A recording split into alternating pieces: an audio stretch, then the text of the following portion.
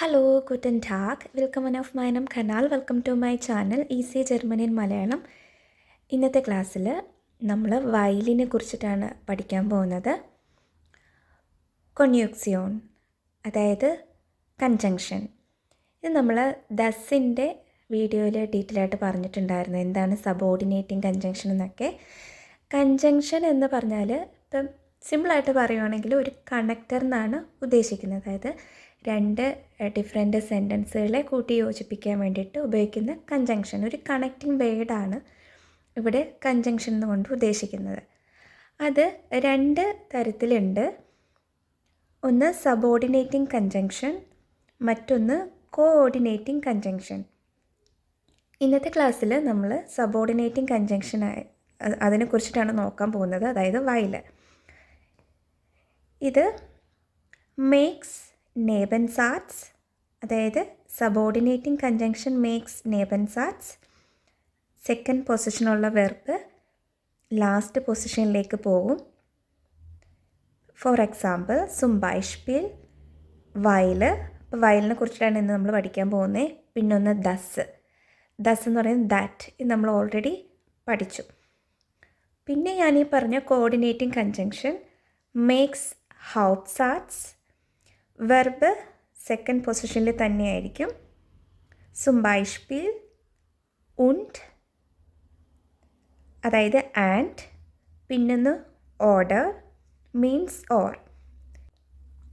ഇതിപ്പം തൽക്കാലം നമുക്ക് നോക്കണ്ട. ഇന്ന് നമ്മൾ ഈ സബോർഡിനേറ്റിംഗ് കൺജങ്ഷനെ കുറിച്ച്, അതായത് വയലിനെ കുറിച്ചിട്ടാണ് നമ്മൾ ഡീറ്റെയിൽ ആയിട്ട് പഠിക്കാൻ പോകുന്നത്.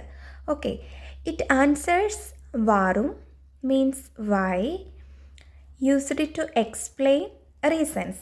കാരണങ്ങൾ വ്യക്തമാക്കാൻ വേണ്ടിയിട്ടാണ് നമ്മൾ ഈ കൺജങ്ഷൻ, സബോർഡിനേറ്റ് ഈ കൺജങ്ഷൻ യൂസ് ചെയ്യുന്നത്. സോ അത് തന്നെയാണ് ഇവിടെ താഴെ ഞാൻ എഴുതിയിരിക്കുന്നത്. It's a subordinating conjunction meaning it creates a നെബൻസാറ്റ്സ്, അതായത് സബോർഡിനേറ്റ് ക്ലോസ്. പിന്നെ verb moves to the end, second പൊസിഷനിലുള്ള വെർബ് ആ സെൻറ്റൻസിൻ്റെ ലാസ്റ്റിലേക്ക് പോകും. ഈ പറഞ്ഞ കാര്യങ്ങൾ നമുക്ക് ഈ എക്സാമ്പിൾ നോക്കുമ്പോൾ ക്ലിയർ ആവും. ഓക്കെ, നമുക്കൊരു എക്സാമ്പിൾ നോക്കാം. Ich lerne Deutsch. Ich gehe nach Deutschland. ഞാൻ ജർമ്മൻ പഠിക്കുന്നു, ഞാൻ ജർമ്മനിയിലേക്ക് പോകുന്നു. ഇത് രണ്ടും രണ്ട് ഡിഫറെൻറ്റ് സെൻറ്റൻസുകളാണ്. ഇതിൽ നമുക്ക് ഈ വൈൽ ഉപയോഗിച്ചിട്ട്, അതായത് ഈ സബോർഡിനേറ്റിംഗ് കൺജങ്ഷൻ ഉപയോഗിച്ചിട്ട് എങ്ങനെ നമുക്ക് കണക്ട് ചെയ്ത് എഴുതാം, എങ്ങനെ അതിൻ്റെ മീനിങ് ചേഞ്ച് ആകുന്നു നോക്കാം. Ich lerne Deutsch, അതുപോലെ തന്നെ എഴുതി ഞാൻ ജർമ്മൻ പഠിക്കുന്നു. ഇനി കാരണം, എന്തുകൊണ്ടെന്നാൽ, അപ്പം ആ വേർഡ് നമ്മളിവിടെ എഴുതി വൈൽ, കോമ വേണം. Ich nach Deutschland gehe. അപ്പോൾ ഇവിടെ വന്ന ഡിഫറൻസ് എന്താണെന്ന് നോക്കിയാൽ, നമ്മൾ ഇവിടെ സബോർഡിനേറ്റിംഗ് കൺജങ്ഷൻ ആഡ് ചെയ്തു, അതിനുശേഷം ഈ സെൻറ്റൻസ് സബ്ജക്റ്റ് എഴുതി. പക്ഷേ സെക്കൻഡ് പൊസിഷനിലുള്ള വെർബ് എവിടേക്ക് പോയി? ലാസ്റ്റ് പൊസിഷനിലേക്ക് പോയി. ഓക്കെ, അപ്പം ഇഷിന് ശേഷം റെസ്റ്റ് ഓഫ് ദി സെൻറ്റൻസ്, പിന്നെ ഏറ്റവും ലാസ്റ്റായിട്ട് വെർബ്.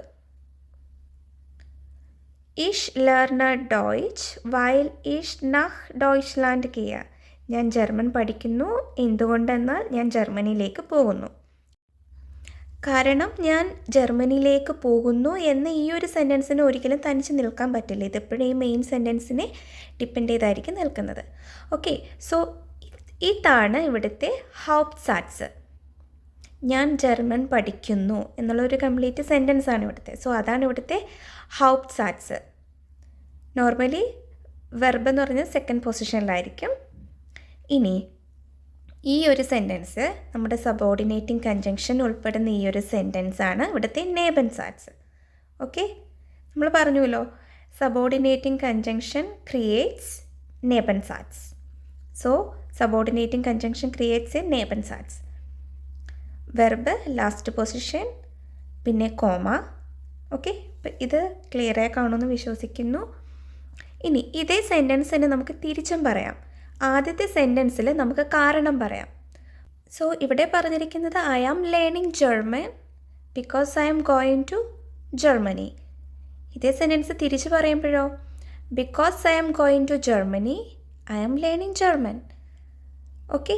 സോ ഇവിടെയെന്ന് വെച്ചാൽ ആ ഒരു കാരണമാണ് കൂടുതൽ എടുത്ത് പറഞ്ഞിരിക്കുന്നത്. ഓക്കെ.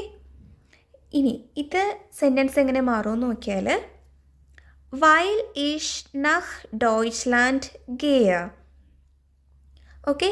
ഇവിടെ നമ്മൾ ഈ സെയിം സെൻറ്റൻസ് അതുപോലെ തന്നെ എഴുതി ശേഷം കോമ, പിന്നെ എന്താണ് നമ്മുടെ ഹൗപ്സാറ്റ്സ് അല്ലേ, ലേണർ ഇഷ് ഡോയ്ച്ച്.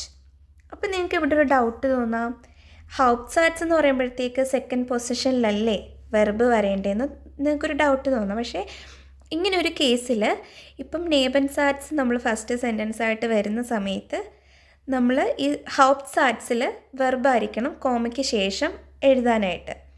വെർബ് കോമ വെർബ്, ഈ ഒരു രീതിയിലായിരിക്കണം വരേണ്ടത്. അപ്പോൾ ഇത് ശരിക്കും പറഞ്ഞ ഒരു ഇൻവേർഷൻ റൂളായിട്ടാണ് അത് പറയുന്നത്.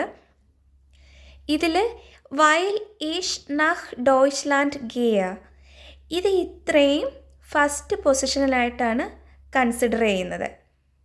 അതുപോലെ തന്നെ ഈ സെൻറ്റൻസിൽ ഇവിടെ ഇപ്പോൾ എങ്ങനെ കൊടുത്തിരിക്കുന്നത്, ഇഷ് ലേർണർ ഡോയ്ച്ച്, ഇതിൽ ഈ വെർബ് സബ്ജക്റ്റിന് മുന്നിലായിട്ട് വരും. അതാണ് ഇത് ഇവിടെ കൊടുത്തിരിക്കുന്നത്.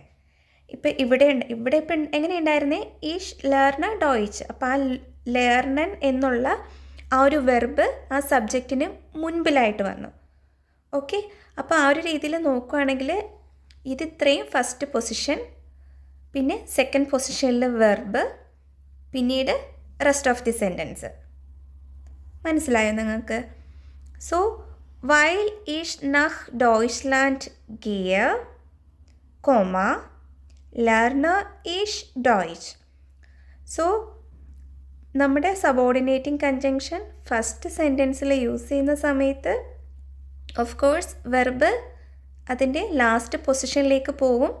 ശേഷം കോമ ഇടാൻ മറക്കരുത്, കോമ, അതിന് ശേഷം വെർബായിരിക്കണം ആദ്യമേ വരേണ്ടത്. ഓക്കെ. ലേർണർ ഇഷ് ഡോയ്ച്ച്. സോ ഇതെവിടുത്തെ നേബൻസാറ്റ്സ്, ഇതെവിടുത്തെ ഹൗപ്സാറ്റ്സ്. ഓക്കെ. ഇനി നമുക്ക് കുറച്ചും കൂടി എക്സാമ്പിൾസ് പരിചയപ്പെടാം. ഇഷ് ബ്ലൈബർ ഫിറ്റ്, ഇഷ് ഗെയ ഇൻസ് ഫിറ്റ്നസ് സ്റ്റുഡിയോ. ഐ സ്റ്റേ ഫിറ്റ്, അതായത് ഞാൻ ഹെൽത്തി ആയിട്ടിരിക്കുന്നു.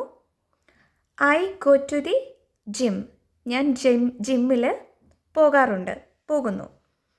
ഓക്കെ. ഇനി ഈ സെൻറ്റൻസ് നമുക്കെങ്ങനെ ലിങ്ക് ചെയ്ത് എഴുതാമെന്ന് ചോദിച്ചാൽ, ഇഷ് ബ്ലൈബർ ഫിറ്റ് വൈൽ ഇഷ് ഇൻസ് ഫിറ്റ്നസ് സ്റ്റുഡിയോ ഗെയ.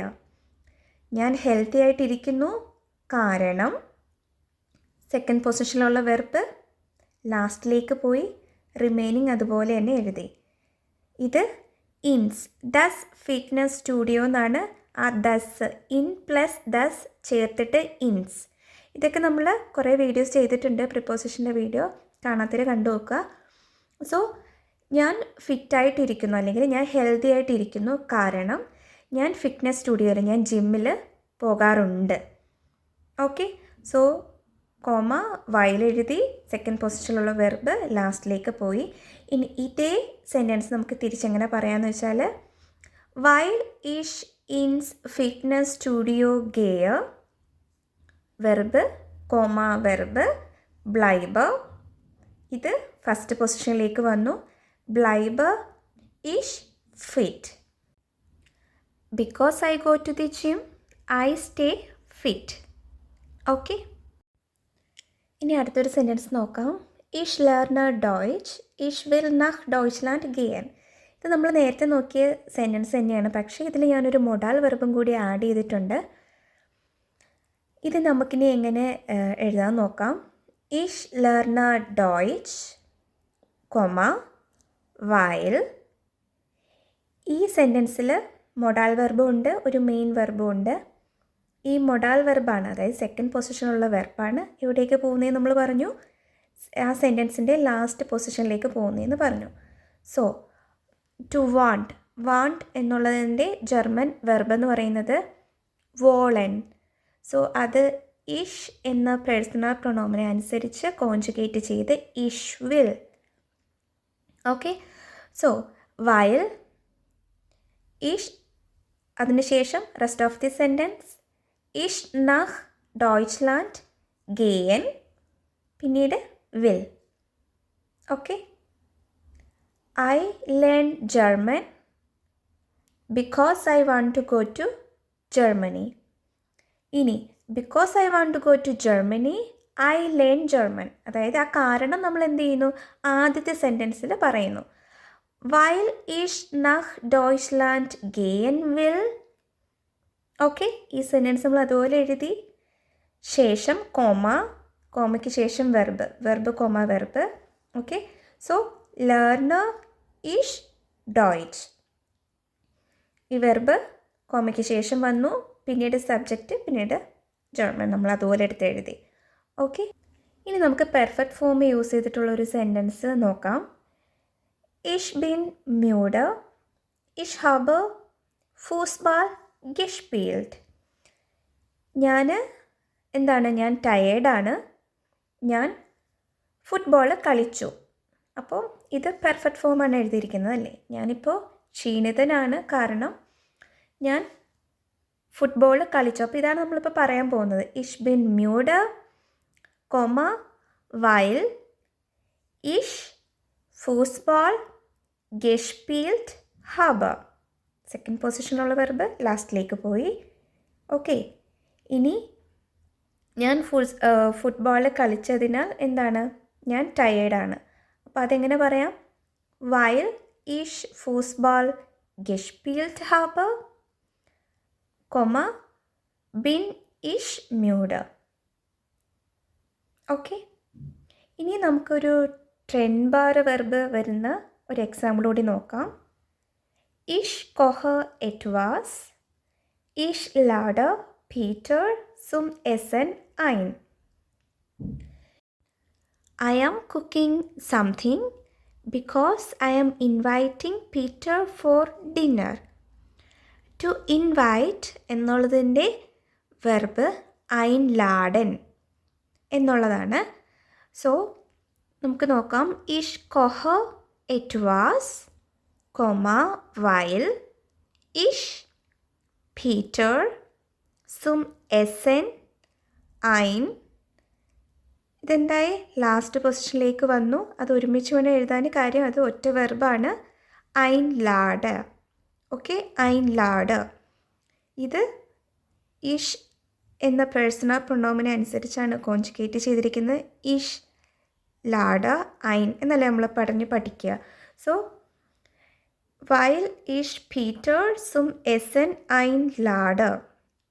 ഇനി ഇത് നേരെ തിരിച്ചാണ് പറയുന്നതെങ്കിലോ, weil ich Peter zum Essen einlade, koche ich etwas.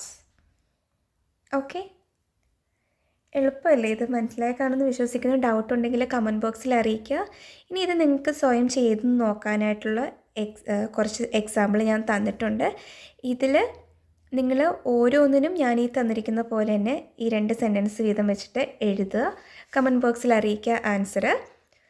Okay, so നിങ്ങളുടെ അഭിപ്രായങ്ങളും കമൻറ്റ് ബോക്സിൽ അറിയിക്കുക. വീഡിയോ ഇഷ്ടമായ ലൈക്ക് ചെയ്യുക, നിങ്ങളുടെ ഫ്രണ്ട്സിനും ഷെയർ ചെയ്ത് കൊടുക്കുക. അടുത്ത വീഡിയോയിൽ കാണാം. താങ്ക്